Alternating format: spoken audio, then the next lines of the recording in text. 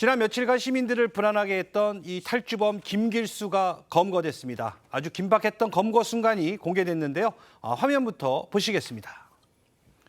자, 우산 쓴 한 남자가 공중전화 부스로 들어갑니다. 자, 누군가와 통화를 마친 김길수입니다. 자, 횡단보도를 건너던 바로 그때 자, 검은 차 한 대가 천천히 접근만 합니다.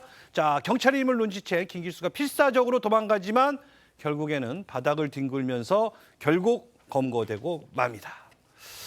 자, 이 체포 장면이 거의 뭐 영화의 한 장면 같아요. 네, 때로는 참 현실이 영화보다 더 영화 같은 그런 순간도 있는 것 같은데요. 방금 보신 체포 장면은 김길수가 도망가다가 이 체포된 바로 그 장면을 보신 겁니다. 경찰 차량이 접근하는 장면부터 보셨는데, 그리고 또 검거 직전에 저렇게 바닥을 뒹굴면서 거칠게 저항하는 모습까지 보였어요. 저런 것들이 다 이제 영화에서 묘사되는 건데 현실이 참 어떻게 보면은 영화보다 더 이 긴박하지 않나, 저게 현실이라고 생각하니까 더 무섭게 느껴지기도 하는 것 같습니다. 의정부 지역 그 인근 식당에서 아르바이트를 한 대학생이 이 검거 장면을 목격을 했거든요. 근데 어떻게 묘사를 했냐면 당시 빠른 속도로 도로를 내달리며 역주행하는 순찰차도 봤다고 하고, 이 경찰 차량 4대가 도로에 있었다고 합니다. 근데 차들이 앞에 이제 가로막고 있으니까 경찰차들이 막 역주행까지 하면서 달려오더니 사거리에서 멈추고 굉장히 긴박해 보였는데 알고 보니까 탈주범을 잡은 것이었다라고 하면서 검거 당시 모습을 전하기도 했습니다. 자, 그런데요. 자, 요즘 공중전화 쓰는 사람이 거의 없잖아요. 그리고 저는 오히려 이 부스 안에 누군가가 들어가서 전화를 하면 오히려 저분은 왜 저기서 전화할까 이렇게 쳐다보게 되던데, 자, 김길수 공개 수배 중인데 왜 공중전화 부스 안에 들어갔던 겁니까? 누군가에게 연락이 필요했던 걸로 보입니다. 김길수는 공중전화를 이용해서 한 여성에게 전화를 했다가 덜미가 잡혔는데요. 경찰에 따르면 이 해당 여성은 김 씨의 도주 첫날인 4일 안양에서 택시를 타고 의정부로 이동을 했을 때 택시비를 대신 결제해준 인물이자 김길수가 처음 찾아갔던 인물이었습니다. 따라서 경찰의 밀착 감시 대상이었습니다. 경찰은 경찰에 대한 강한 반감을 누그러뜨리기 위해서 이 경찰 강력팀 소속 여성 경찰관을 배치해서 이 신뢰와 친근감으로 이뤄진 관계, 이 라포를 이 여성과 형성해 왔는데요. 김길수가 붙잡히기 약 15분 전에도 해당 경찰관은 이 여성과 의정부시의 한 식당에서 대화를 하고 있었다고 합니다. 그 순간 테이블 위에 여성의 전화기가 울렸는데 일반적인 휴대폰 번호와는 달랐다고 하고요. 이 심상치 않은 전화임을 직감하는 경찰관은 바로 상황실에 연락을 했고 이 공중전화의 위치 추적을 해서 결국 김길수 검거에 성공을 했습니다. 자, 이 김길수는 도주 첫날에도 이 휴대전화를 빌려서 이 여성에게 전화를 했고요. 또 검거 직전인 어제는 또 이 공중전화를 이용해서 또 한 번 연락을 했습니다. 자, 경찰이 이 여성을 추적하고 감시할 가능성 전혀 생각하지 못했을까요? 제가 봤을 때는 이제 김길수 입장에서는 과거에 처벌된 전력도 있고 또 이 탈주하기 전에 이물질을 삼키면서 이런 어떤 병원으로 후송돼서 자기의 어떤 그 감시가 소홀해질 것이라는 어느 정도 예상을 했던 것 같고요. 또 어차피 이제 도주하는 중이기 때문에 뭐 자기가 남의 휴대폰을 이제 빌린다든지 또 일정한 그 위치 추적을 피하기 위해서 사실 요즘은 공중전화 거의 안 쓰거든요. 이례적으로 공중전화까지 써가면서 그 아는 여성과 이제 전화를 한 걸 보면 그래도 아마 자기가 이런 지인을 통해서 노출이 될 가능성이 있다라고 보여지는 것 같고요. 또 경찰 쪽에서는 이 도주자 그 김길수가 어떤 휴대폰 같은 걸 많이 갖고 다니지 않았기 때문에 짧게 이동하는 그런 어떤 행동 특성을 분석을 했고 조만간 아마 아는 사람을 통해서 도움을 받을 수 있는 그런 가능성이 있기 때문에 곧 아마 체포될 수 있다 이런 분석을 했던 것 같습니다. 사흘 만에 결국 검거된 김길수는 자, 조력자는 없었다, 탈주도 계획하지 않았다 이렇게 주장을 펼치고 있는데요. 김길수의 목소리 직접 한번 들어보시죠. 왜 도망치셨어요? 안 잡힐 거라고 생각하셨어요? 저 탈주 언제부터 계획하신 건가요? 계획 안 했어요. 조력자 있나요? 없어요. 조사 과정에서 어떤 진술하셨습니까? 지금 신경이 어떻습니까? 숟가락은 우발적으로 먹은 건가요? 그러면 왜 드신 거세요? 자, 지금 계획한 게 아니었다 이렇게 얘기를 하고 있는데, 자, 그러면 유치장 안에서 이 플라스틱 숟가락에 손잡이를 삼킨 건 결국에는 그러면 우발적이었다는 그런 뜻인가요? 애초에 경찰이 김길수의 탈주가 계획적이었다고 의심했던 두 가지 이유가 뭐냐면, 첫째는 유치장에서 숟가락의 일부를 삼켰다라는 부분하고, 둘째는 병원에서 사복으로 갈아입었다, 미리 갈아입을 옷을 준비한 거 아니냐, 두 가지 의혹을 가졌었는데 거기에 대해서 김 교수가 지금 이야기한 게 뭐냐면 그 유치장에서 숟가락을 삼킨 부분에 대해서는 당시에 밥을 먹다가 숟가락이 부러졌다. 그때 내 심경이 교도소에 가는 것보다 죽는 게 차라리 나을 거라는 생각에 극단적인 선택을 한 것이다. 이렇게 주장을 했고, 예. 근데 병원에서 탈주를 했을 때는 우발적으로 정신없이 뛰어서 탈주를 했는데 그 계단으로 뛰어서 내려가다 보니까 지하로 내려가게 됐고, 내려갔는데 거기에 병원 관계자 옷이 있더라. 그냥 거기 있는 걸 집어서 갈아입고 나왔다. 그렇게 우발적이었다고 주장했습니다. 아니 그냥 뛰다가 도망쳤다? 자, 이 김 교수의 말 어디까지 믿어야 할까요?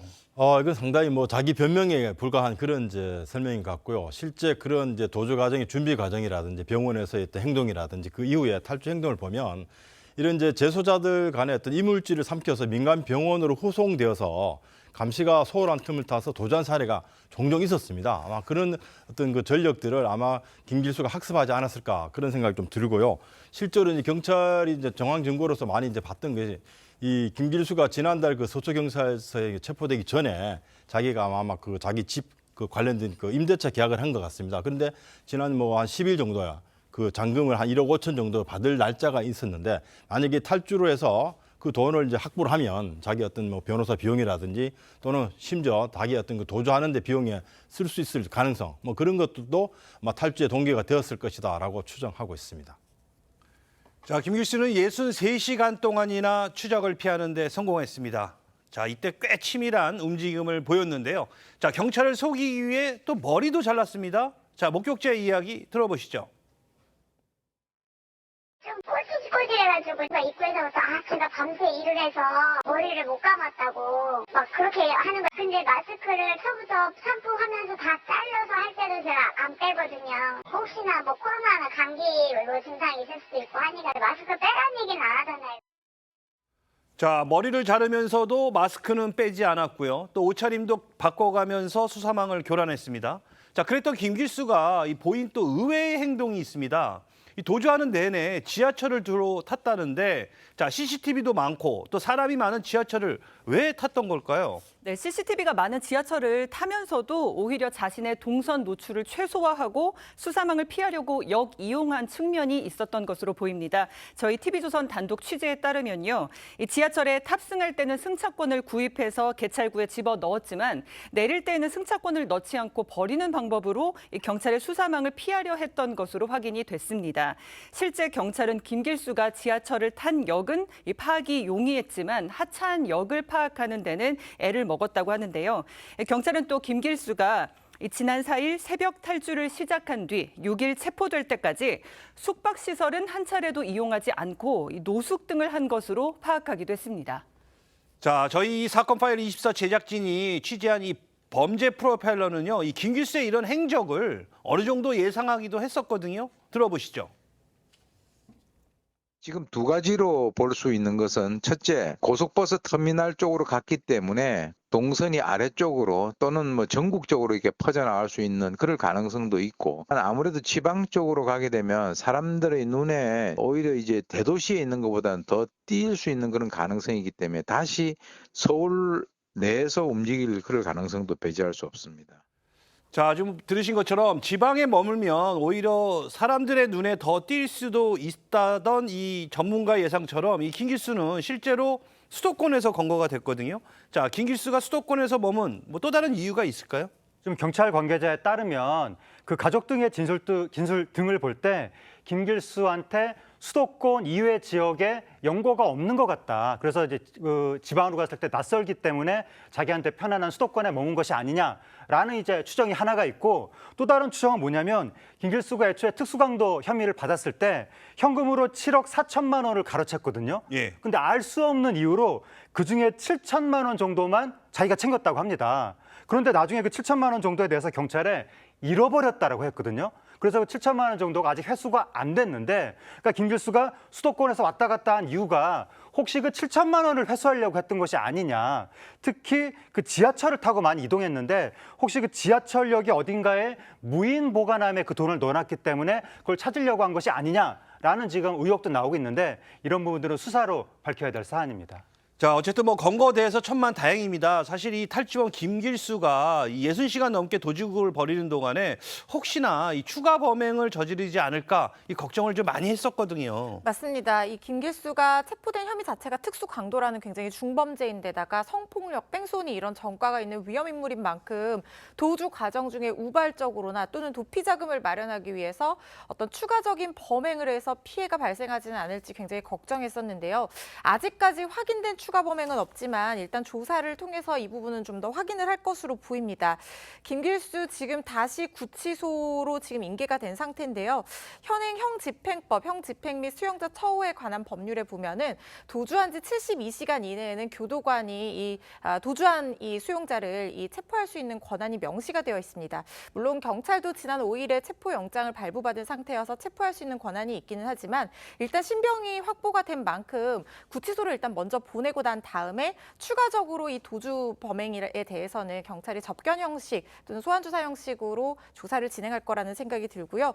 한편 이 60여 시간의 도주국 여기에 대해서 사실 처음에 빨리 왜 신고를 하지 않았느냐, 그리고 아무리 인권을 보호한다고는 하지만 감시가 제대로 이루어졌던 것은 맞느냐, 이런 여러 가지 목소리들이 제기가 되고 있거든요. 이 부분에 대한 조사도 진행이 되어야 될 것으로 보입니다.